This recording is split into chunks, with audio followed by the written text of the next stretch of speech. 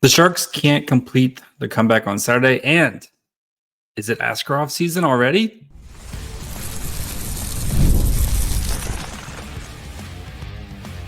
You're Locked On Sharks, your daily podcast on the San Jose Sharks, part of the Locked On Podcast Network, your team every day.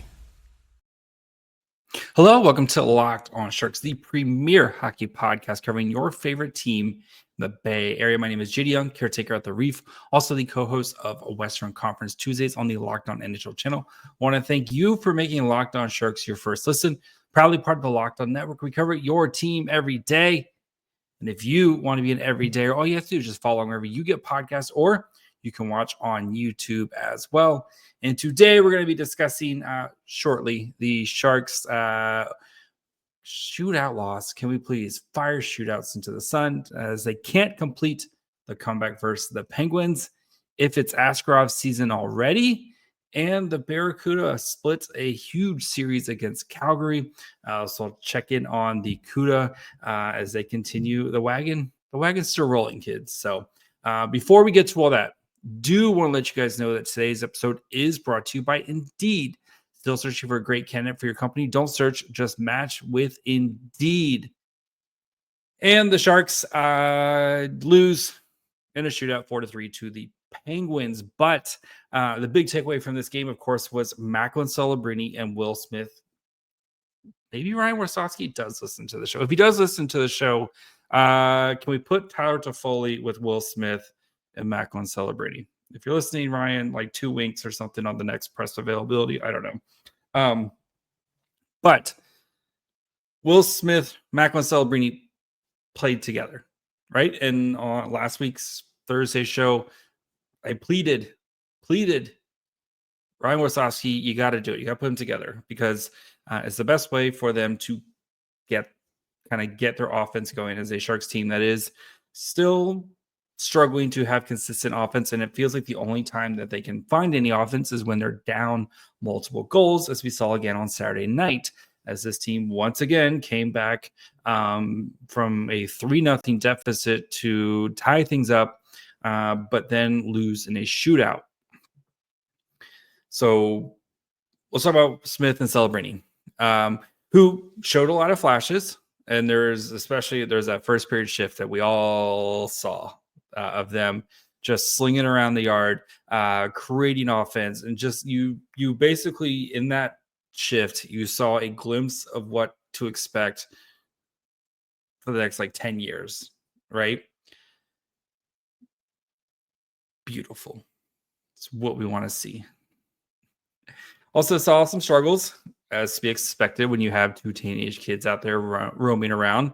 But I think you have to keep rolling with it. And I know the Penguins are not the greatest defensive team, and their goaltending is suspect at best, and maybe not the best kind of measuring stick game for Smith and Celebrini. But if you ask me, it's a perfect opportunity to play these two together and see what happens. And looking at the numbers, it's not the greatest for that line. As Smith, Celebrini, and Gaudreau, they played 10-40 together. They had 7 shot attempts and gave up 18, but actual shots on goal was 5-7, and then 0.17 to 0.53 expected goals for. So that's what you're going to have to live with.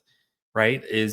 Yes, we know the defense is going to be suspect when those guys are on, but this team struggles to score goals. And you, like I said, you can't win every game 2-1. You have to try to generate goals. And if that's just a taste and a glimpse of what we're going to get, they're only going to get better going forward. So as the Sharks do play Detroit on Monday, I would love to see Toffoli up on that line, especially now that Toffoli potentially found a scoring touch, having scored 2 goals on Saturday in that game. We see the Lund line continuing to produce. We're still trying to kind of figure things out here for the Sharks, but it feels like some of the pieces might start to kind of falling into place here because Ryan Warsofsky's not going to have a choice if he wants to try to win games.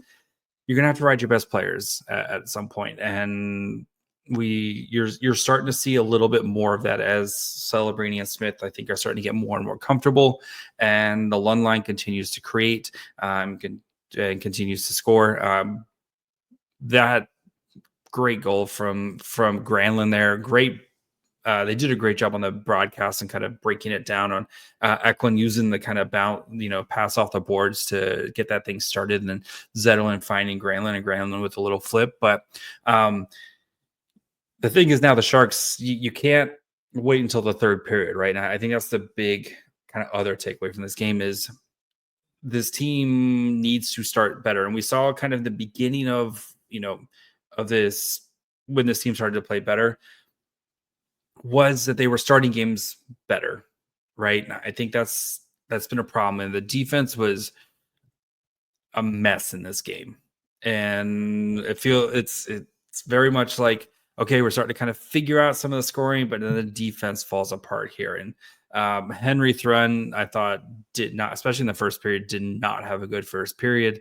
CC made some horrible decisions as well, especially I think it was the first goal, the Raquel goal, where he basically, instead of just waiting for Raquel to come from behind the net, I think it was Raquel, but anyway, waiting for the guy to come from behind the net because he's behind the net.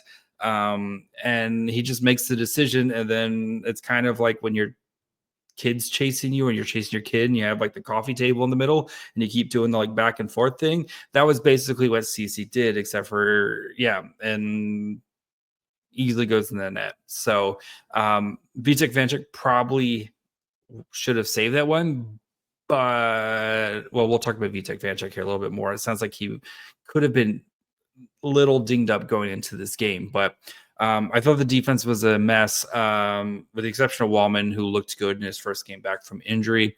Would like to see, can we just get like Wallman, Thompson, Liljegren all in the same lineup and on different pairings? Like that's the next step here, is as the Sharks try to kind of continue to iron things out here, because you need a puck moving defenseman on each line, and that's you see constantly where the Sharks try to break out, and they make terrible passes, or they just can't get the puck out of their zone, and then they get hemmed in their zone, and it ends up in a goal for them. And it's usually because of that right there, of just the inability to get the puck moving the other way. But overall, though, again, like I don't want to spend too much time because it was the other day, and there's more, I think, pressing things to talk about, including Askarov here coming up. But for the Sharks, though, like you had to feel pretty solid about coming out of this trip, right? You got 4 points, and that was kind of what we talked about going into this road trip, right? If you can get 4 points, you're probably going to feel pretty good about yourself. Maybe not the way you expected to get 4 points, right? But this team, they're playing hard. They're in most games. Even the Rangers game, there's basically a 10-minute period where things went poop on them. But like, you beat the Devils team, you came back against the Flyers team and almost won that game, and you came back against the Penguins team and almost won that game. And that's the next step, is starting games on time and kind of finishing those comebacks for the Sharks. But you're seeing these baby steps for this team as they continue to kind of shed the losing from last year. Yes, I know they're still losing, but you're seeing such an improvement from this team and how they continually fight back in games. And even when they're down 3-0, they make it interesting. They win the games, or they at least tie it. They make it interesting. Things that you just didn't see from this team last year, right? How often with those, you're down 3-0, then all of a sudden it's 7-1 type of performances. So the big thing now, I think, for Ryan Warsofsky is, can you get the team starting on time a little bit better? And that was a big problem under David Quinn. We've seen this team start better, occasions, especially that Rangers game, right? They started really well in that Rangers game, and then just kind of fizzled out, right? Can you start better and try to kind of set up a lead and protect the lead instead of having to play comeback hockey? Because playing comeback hockey isn't sustainable, to be honest. You can continually do it, but you're going to find yourself on the short end of the stick more times than not. And you saw that twice this week, right? Against the Flyers and against the Penguins, two teams that are right there with you in the bottom of the standings. could have, should have, would have with those games. And if you had started those games a little bit better, you potentially walk away with a win in both those games. And you're talking about a 6-point trip instead of a 4-point trip. So that's going to be it for the Penguins game. Again, we have bigger things to talk about, including Askarov, and if we might see Askarov and kind of what the path would be for Askarov to be on the Sharks right now and to get playing time, I think is a big question. So we'll dig into the Askarov of it all here in just 1 second. PrizePicks is the best place to get real money sports action. With over 10 million members and billions of dollars in awarded winnings, PrizePicks has made daily fantasy sports accessible to all. You just pick more or less on at least 2 players for a shot to win 100 times your cash. So run your game all season long on PrizePicks. PrizePicks is the best way to get action on sports in over 30 states, including California, Florida, Georgia, and Texas. And they invented the flex play, which means you can still cash out if your lineup isn't perfect. You can double your money even if one of your picks doesn't hit. So sign up today and get $50 instantly when you play $5. You don't even need to win to receive the $50 bonus. It's guaranteed. With PrizePicks, you can win money as your favorite player collects points. So if you think Macklin Celebrini has more than half a goal in him, I think he does. Just pick more on them and your PrizePicks entry and turn your predictions into cash. So download the app today. Use code LOCKEDONNHL to get $50 instantly after you play your first $5 lineup. Again, download the app. Use code LOCKEDONNHL to get $50 instantly after you play the first $5 lineup. PrizePicks. Run your game. All right. Before we continue, of course, I want to thank you guys for making Locked On Sharks your first listen. Proudly part of the Locked On Network for your second listen. Go check out one of the other great shows here at the Locked On Network. Of course, you have Locked On Fantasy Hockey. So if your team needs some love, maybe you got to figure out who you got to drop, who's not kind of pulling their weight, who you need to target in trades, the kind of diamond and the rough guys. Locked On Fantasy Hockey's got you covered. Or check out any of the other great shows here in the Bay Area. Locked On Niners. I'm sure they have a lot to say about the Niners blowing the game against the Seahawks. You have Locked On Warriors, Locked On A's, Locked On Giants. Plenty of great stuff here in the Bay Area. So make sure you guys follow wherever you get podcasts. And of course, you can watch on YouTube as well. All right. Is it time for Askarov? So the Sharks, Vitek Vanecek left the game on Saturday after the first period and did not return to the game. Mackenzie Blackwood was absolutely stellar, and Mackenzie Blackwood will continue to get the net right now. But do we see Vitek Vanecek? So the Sharks play on Monday against the Detroit Red Wings, and then they play again on Wednesday and Thursday. They have a back-to-back. I think it's Dallas and St. Louis. I know it's in the Midwest. I'm pretty sure it's Dallas and St. Louis coming up here. So Dallas and St. Louis, Wednesday and Thursday. So, and then they play again on Saturday against the Sabres and Joe Thornton's jersey retirement. Do the Sharks, is it time for Askarov? So with Vitek Vanecek potentially hurt, right? There's a couple avenues that the Sharks could kind of go with here, especially if they do want to bring up Askarov. So they could emergency recall Askarov. So basically that's if Vitek Vanecek isn't healthy enough to play on Monday, but they don't think it's a long-term issue, you can bring him up, emergency recall Askarov here.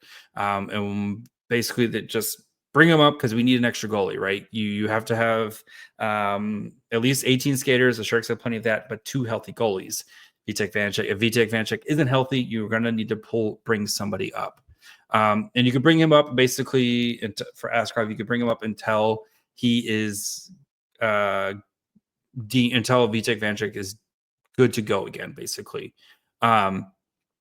If you see that, because I assume Blackwood is going to start the game on Monday against the Red Wings. Like Blackwood has been absolutely insane.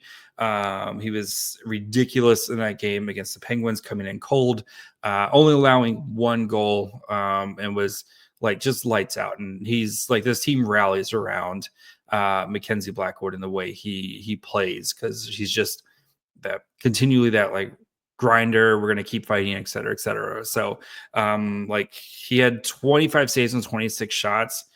1 goal, expected goals against was 2.59. Like he was absolutely amazing. It made some key saves down the stretch especially after the game was tied. So if Vitek Vanecek, if they feel like he's only going to be out for a game or so, that's probably the route. But if they feel like Vanecek needs to go on IR, which would put him out for at least a week, you can kind of retroactively put him on IR, so that if they basically on Monday, right, they didn't have practice on Sunday. On Monday, if the Sharks come out and say Vitek Vanecek is not good, is not healthy, we're going to put him on IR starting on Sunday, which gives him a week. That means you're going to see Askarov. Askarov is going to be on the Sharks for the next week when they play, those 4 games I just mentioned, right? And you have a back-to-back. So I would assume you would see Askarov in one of those games. Most likely the game against the Blues on Thursday night, right? So if Blackwood plays on Monday, plays again on Wednesday, you get Askarov on Thursday, and then I would assume Blackwood would play on Saturday, kind of continue to get the bulk of the schedule. So, especially for the Barracuda, their next game aren't until next weekend, where they're going to be in Toronto. So you'd probably have to recall Aaron Dell from Wichita, which wouldn't be an issue, but then you would probably go Romanov Dell going for the Barracuda. So it'll be interesting to see how they treat this, because this could just be a really good opportunity for Askarov, who has played extremely well for the Barracuda since the Sharks acquired him, right? So far this year for Askarov, he's played 9 games, has a 192 goals against average, with 2 shutouts and a 939 save percentage this season. So pretty good. His save percentage is 3rd best in the AHL right now among qualified goalies, right? So like guys who've only played like 1 game, like they're going to kind of keep those guys out.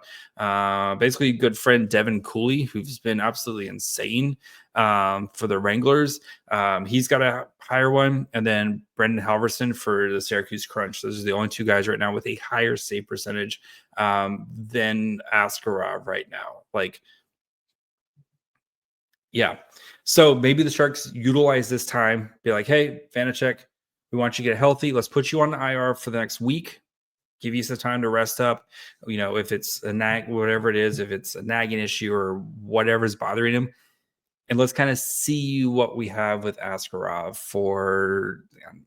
I would not, and that's kind of what I expected, right? Going into the season after they acquired Askarov, is use your times that you can to see what you have with Askarov and give him a taste, right? And you don't want to run Mackenzie Blackwood into the ground, right? We saw that last year with him kind of also dealing with some nicks and bruises and injuries. This would be a perfect time to get Askarov in. Maybe you do the Blackwood plays Monday. I would give Blackwood Monday's game because Blackwood's been ridiculous. But then you play Askarov on Wednesday against the Stars, and then Saturday against the Sabres. Maybe you do that, but we'll see. So we'll know more on Monday when the Sharks actually have practice, or actually they're not going to practice. They'll have a morning skate on Monday, so we'll know more if the Sharks recall Askarov and he's in there, because they will need someone to go. So hopefully for Vitek Vanecek, it's nothing too serious, but wouldn't be surprised if San Jose uses this opportunity to kind of give Askarov a taste of NHL time here in San Jose. So we'll talk more about the Barracuda big series against Calgary and how they split it this weekend. Thanks to our boy Luca Cagnoni with his heroics on Sunday. So we'll get to that here in just 1 second. We're driven by the search for better, but when it comes to hiring, the best way to search for candidates isn't a search at all. Don't search, match with Indeed. If you need to hire, you need Indeed. Indeed is your matching and hiring platform with over 350 million global monthly visitors, according to Indeed data. And a matching engine helps you find quality candidates fast. Ditch the busy work. Use Indeed for scheduling, screening, and messaging so you can connect with candidates faster. And Indeed doesn't just help you hire faster. 93% of employers agree Indeed delivers the highest quality matches compared to other job sites, according to a recent Indeed survey. So, join more than 3.5 million businesses worldwide that use Indeed to hire great talent fast. And listeners of the show will get a $75 sponsored job credit to get your jobs more visibility at Indeed.com/lockedon. Just go to Indeed.com/lockedon right now and support our show by saying you heard about Indeed on this podcast. Indeed.com/lockedon. Terms and conditions apply. Need to hire. You need Indeed. All right, let's finish up by talking about the wagon that is the Barracuda. And they split a big series against the Calgary Wranglers. Wranglers who are out of the gates like insane right now. Leading the Pacific right now for the Wranglers. Just an absolute, they're really good. But big weekend for San Jose as they did split this 2-game series with them. Saturday's game, the numbers look way worse. Like the Barracuda lost 6-2. Wranglers also had 2 empty net goals to kind of make it look a little bit worse than it actually was. Good thing for that game, though, is Daniel Gushin finally gets on the board, right? And Gushin, who has been, I think I said it last week, the 2 players who need a goal the most in this in the franchise right now are Daniel Gushin and William Eklund.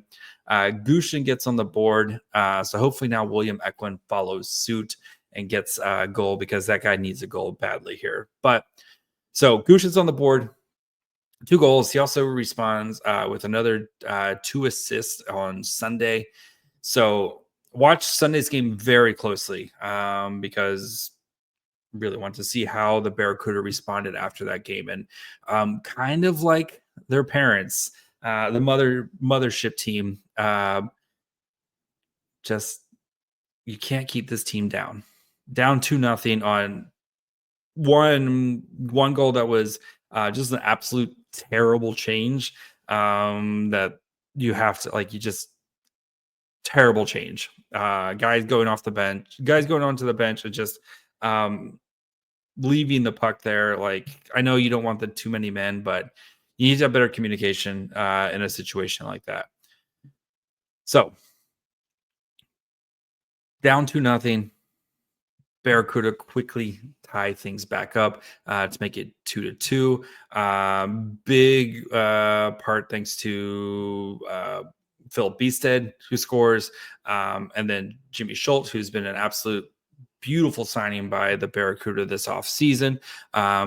Jimmy Schultz, not known for his offense, but like when he scores goals, they are big time goals for the Barracuda. And then Beested, who's missed a couple games with injury, came back this weekend and looks to be kind of picking up right where he left off. And then the Barracuda, they give up a goal and then they tie it back up. Justin Bailey gets a shorthander goal. The Wranglers get another goal mid-third, and they're up 4-3 at the very late. And our boy, Luca Cagnoni, just coming through clutch. He has the primary assist on the Colin Graff goal, and he basically just shot it off of Colin Graff's hip into the net. Like, Graff, all you had to do was just stand there and Cagnoni, he did all this work on that. It's almost like the South Park, when the kids are playing baseball and they're purposely hitting into the other kids' gloves and stuff. Very much is Cagnoni, just perfect shot placement on it to get the goal there. So, right, never say die wagon. That is a Barracuda. And then in overtime, Barracuda had a couple chances. Gushin hits a post, and it Cagnoni creates another Gushin hits a post, and Cagnoni, the rebound's right there, and he just can't tuck it in. There's a couple other chances like that. And then Cagnoni, game winner again, just shot. He's trying to actually pass it to Podorowski. It bounces off the defenseman's stick, the Wrangler stick, and goes into the net. Game winner for Luca Cagnoni.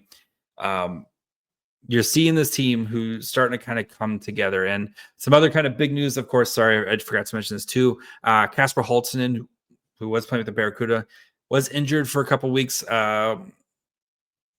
They didn't say it's a concussion, but if it walks like a duck, talks like a duck, it's probably a duck. He got sent down to London, in the OHL London, where he made his season debut. 2 assists for London this weekend on Saturday. So Holttunen is back with London. Now we get to watch a bunch of London games with both Dickinson and Holttunen. So that'll be really fun to watch that team, which has won like 11 straight games. But as for the Barracuda, though, like this team, it's really good, man. Like I know they've had a little bit of ups and downs here, but they have so many like good players and good depth. You think about guys who like aren't even in the lineup right now. Even like tonight, like Brandon Coe wasn't playing, Colin White wasn't playing. Like Colin White's like a former first-round pick. You have Lucas Carlson who wasn't playing like tonight. They have so many good pieces on this team, and I think it's just starting to figure things out right now. So like you should be supporting the Barracuda as best you can, because this team is going to be really good. I think they're going to go really far in the playoffs this year. Like I see this team not only making the playoffs, but having a deep run. And it's going to be really fun to cover a Barracuda team that is actually good, because we deserve good hockey in San Jose. So Colin Graff continues to just be an absolute like beautiful signing by the Sharks.